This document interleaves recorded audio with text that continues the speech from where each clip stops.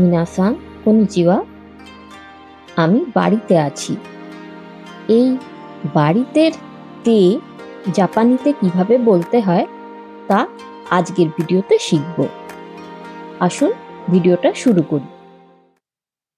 কোথায় থাকা হচ্ছে বা কোথায় যাওয়া হচ্ছে তা নির্দেশ করে নি। আমি বাড়ি যাই। যাই হচ্ছে ইকিমাস, বাড়ি ইয়ে। আর আমি মানে ওয়াতাশির পরে ওয়া বসবে না গা। আমি কোথায় যাচ্ছি মানে বিধির উপর জোর দেওয়া হচ্ছে, তাই ওয়া হবে। আমি বাড়ি যাই। ওয়াতাশি ওয়া ইয়ে নি ইকিমাস। ওয়াতাশি ওয়া ইয়ে নি ইকিমাস। তুমি স্কুলে যাও। স্কুল হলো গাক্কো। গাক্কো গাক্কো। তুমি স্কুলে যাও। আনাতা ওয়া গাক্কো নি ইকিমাস। আনাতা ওয়া গাক্কো নি ইকিমাস। মেয়েটি অফিসে আসে। কানোজো ওয়া অফিস নি কিমাস। কানোজো ওয়া অফিস নি কিমাস। ওখানে কে যায়? আসোকো নি দারে গা ইকিমাস কা? আসোকো নি দারে গা ইকিমাস কা?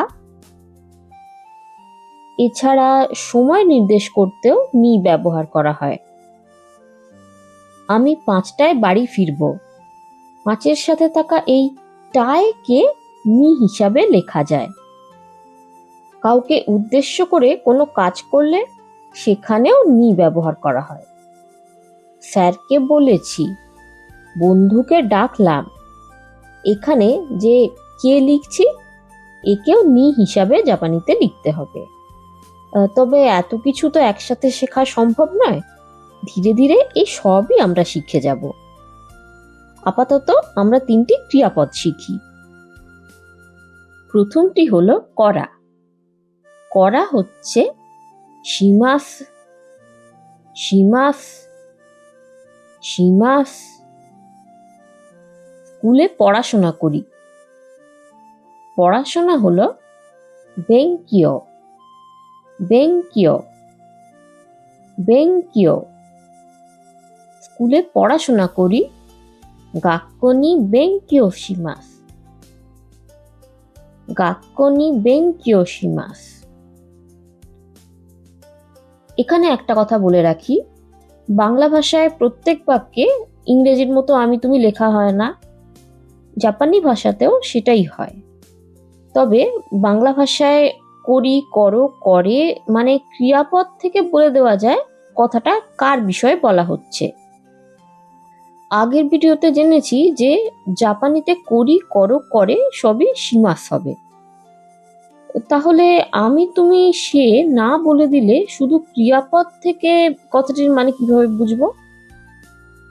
এর উত্তর হলো, ক্রিয়াপদ সমান হলেও সেটা বলার ধরন আলাদা হয়। যেমন মধ্যম পুরুষকে আমরা অনুরোধ বা আদেশের সুরে কথা বলতে পারি, যেটা নিজের ক্ষেত্রে কখনোই ব্যবহার করব না। তবে যেসব ক্ষেত্রে বিভ্রান্তির সম্ভাবনা থাকে সেখানে আমি তুমি বলে দেওয়া হবে। পরের ক্রিয়াপদটি হলো ইমাস, যা থাকা বোঝাতে ব্যবহার করা হয়।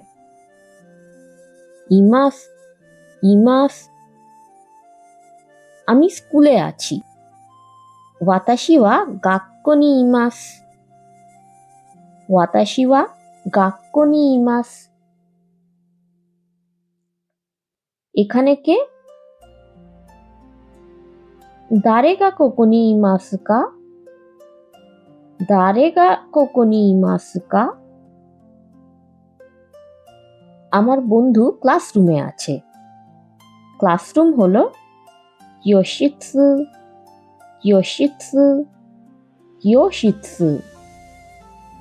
আমার বন্ধু ক্লাসরুমে আছে। তোমোদাচি ওয়া কিয়োশিৎসু নি ইমাস। তোমোদাচি ওয়া কিয়োশিৎসু নি ইমাস। ইমাস ব্যবহার করা হয় মানুষ ও পশু পাখির ক্ষেত্রে। গাছপালা ও জড় পদার্থের ক্ষেত্রে আছে বোঝাতে আরিমাস বলা হয়। আরিমাস, আরিমাস। পেনটা ব্যাগে রয়েছে। ব্যাগ হলো কাবান, কাবান, কাবান। পেনটা ব্যাগে রয়েছে।